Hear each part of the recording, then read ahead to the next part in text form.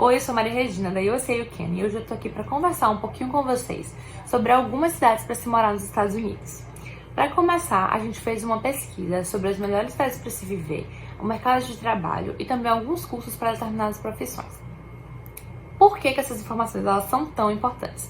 Porque a partir delas é que você pode começar a planejar sua mudança ou seu período de estadia nos Estados Unidos. Principalmente porque para poder definir o passo a passo da sua validação de diploma ou da sua habilitação profissional, você precisa já ter definido o lugar que você vai, porque esse passo a passo ele varia muito de estado para estado, então é muito importante ter isso definido. Então vamos lá. No ano de 2019, ano passado, foi definido pela US News um ranking das melhores cidades para se viver nos Estados Unidos. E eles fizeram isso através de uma coleta de dados da qualidade de vida dessas cidades, da qualidade de ensino, de saúde, a vontade que as pessoas tinham de morar nesses lugares, a taxa de desemprego, o mercado de trabalho, os salários, enfim. E a gente vai tentar trazer um pouquinho isso aqui para vocês. O primeiro lugar foi Boulder, no Colorado. Boulder é uma cidade que se localiza na base das Rocky Mountains, que são famosas justamente pela prática de esqui e de snowboarding. Boulder é uma cidade que fica a 35 minutos de Denver, que foi considerada a segunda melhor cidade para se viver. E é uma cidade também que atrai diversos tipos de pessoas, né? Jovens profissionais, famílias, acadêmicos, cientistas, enfim. Mas principalmente pessoas que gostam muito de diversão ao ar livre, que gostam de correr, de andar de bicicleta, de montanhismo, de alpinismo, enfim. E graças ao boom do setor da tecnologia e à fama dessa cidade, por ser justamente um paraíso para as startups, ela está atraindo cada vez mais profissionais muito talentosos, justamente com uma promessa de bons salários e de preços de moradia mais baixos também. Pelo menos assim, em comparação ao Vale do Silício, que era o primeiro atrativo para esse setor tecnológico nos Estados Unidos. Bom, em 2018, o Google ele investiu 131 milhões em um hub de engenharia e inovação tecnológica em Boulder, e a Apple tem transferido bastante seus profissionais para a sede na cidade também. E há muitas oportunidades de trabalho também na área de biociências, incluindo farmácia e biotecnologia, além da área de TI, né, claro.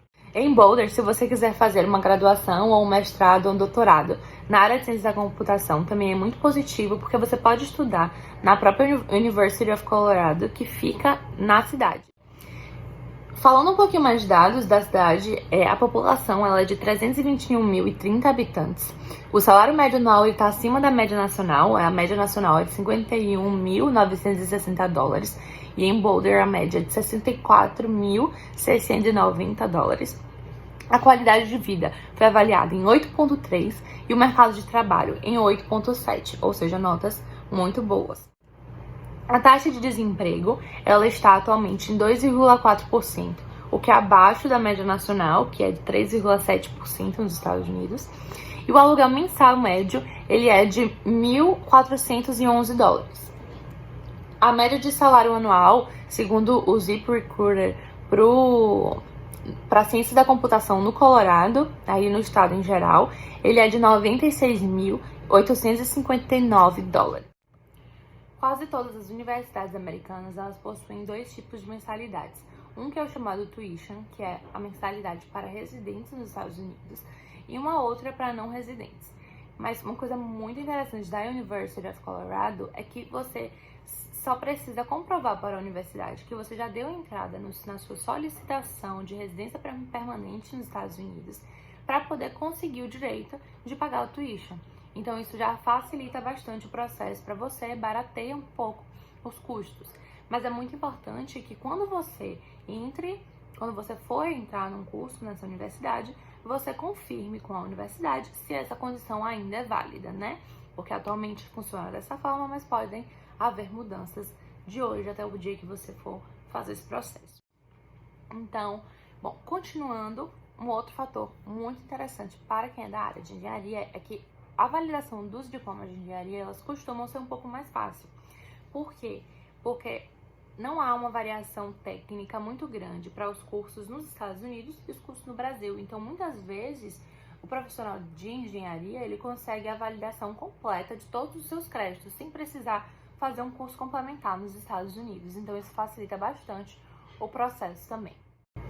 Bom, dando seguimento à nossa próxima cidade, vamos falar um pouquinho sobre Austin, no Texas. Bom, Austin é a capital do Texas, conhecida pelos maiores festivais de música e cultura country do país. Ela foi apelidada de Silicon Hills nos anos 90, numa alusão ao Vale do Silício, porque ela estava justamente entre as áreas mais tops de investimentos de capital de risco dos Estados Unidos. Os residentes da cidade, eles gostam muito de escapar um pouquinho da vida urbana, né, e praticam muitas atividades ao ar livre também, como caminhada, ciclismo, caiaque, canoagem, enfim.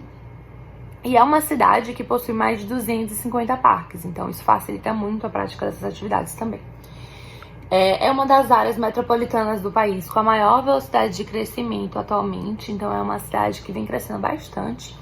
E trazendo dados mais específicos da cidade, Austin ela possui atualmente uma população de 2.058.351 habitantes. O salário médio anual é de $53.810, o que é também acima da média nacional, assim como Boulder.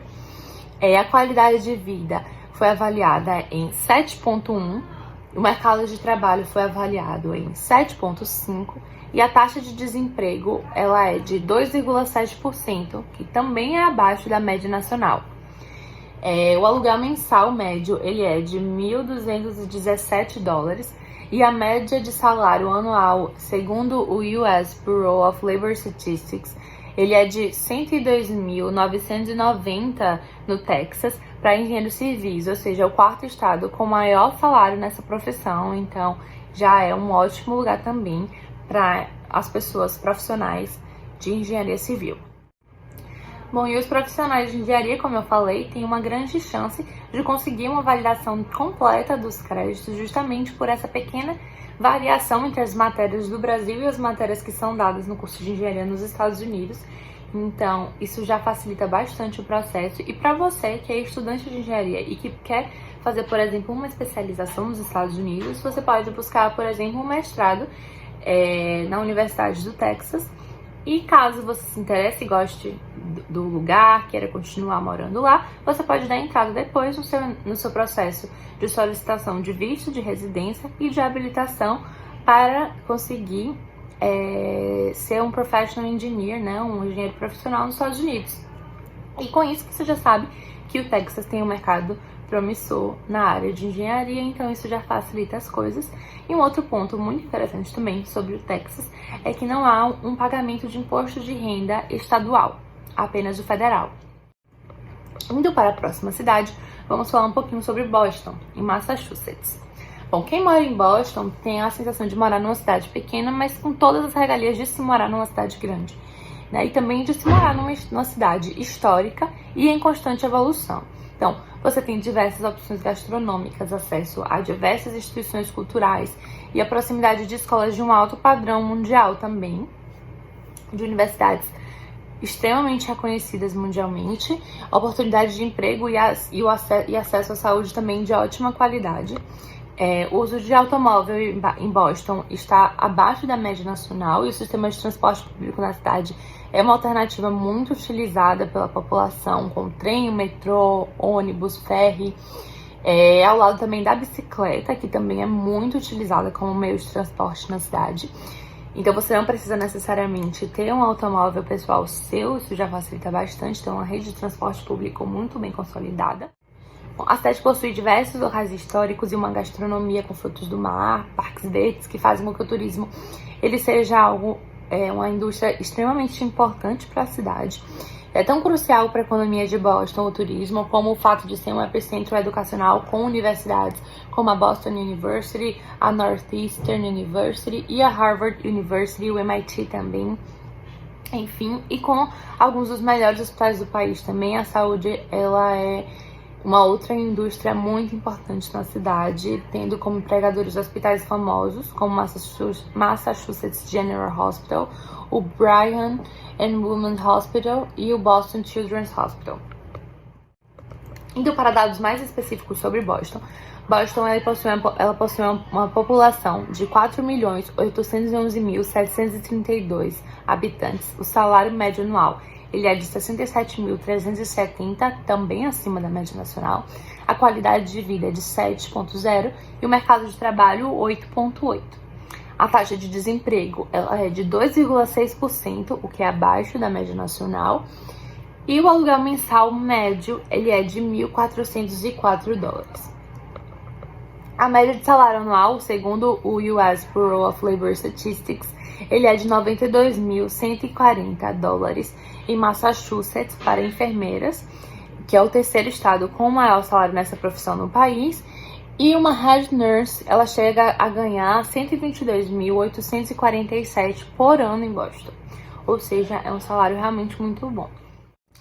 Bom, e apesar da gente ter aí Massachusetts com a terceira maior média de salários para enfermeiros e enfermeiras, é muito importante a gente olhar também, quando for avaliar, não só a média salarial, mas também o custo de vida. E Boston é uma cidade metropolitana que possui uma fama de ter um custo de vida muito alto também.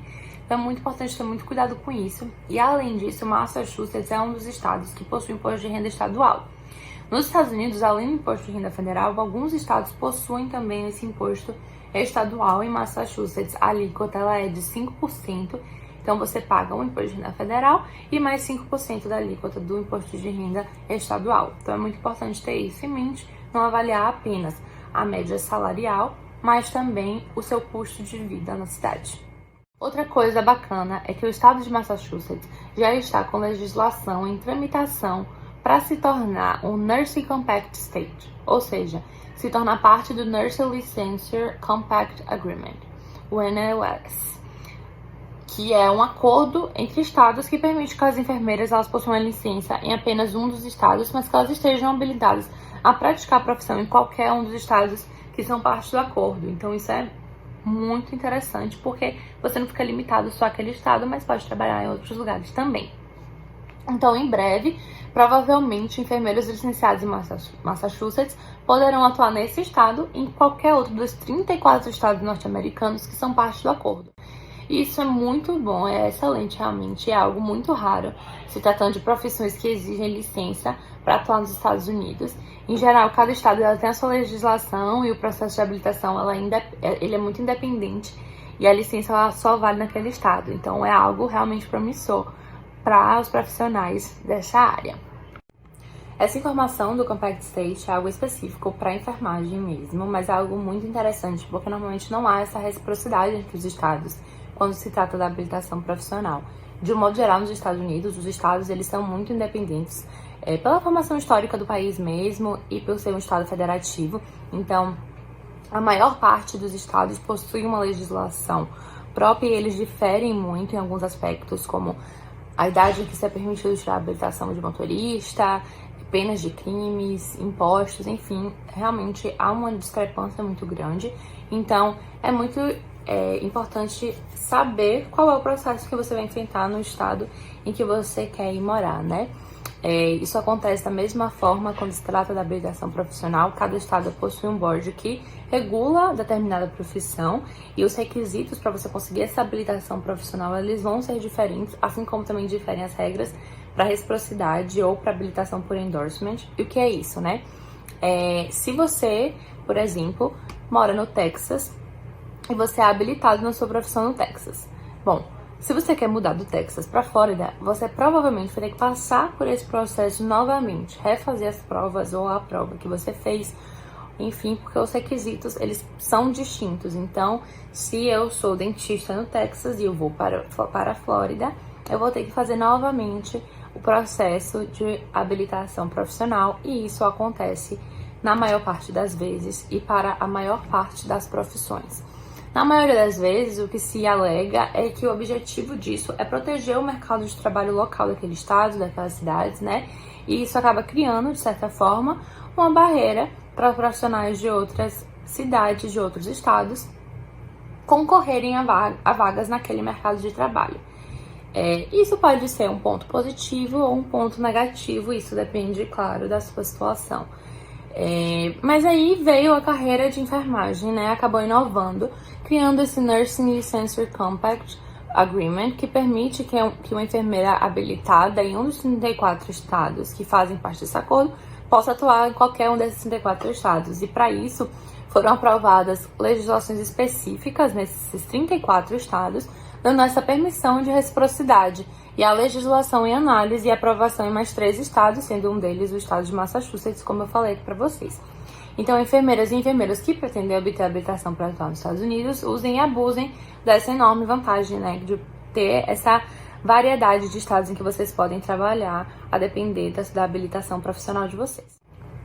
Bom, por hoje é isso. Muito obrigada por terem assistido o vídeo até aqui.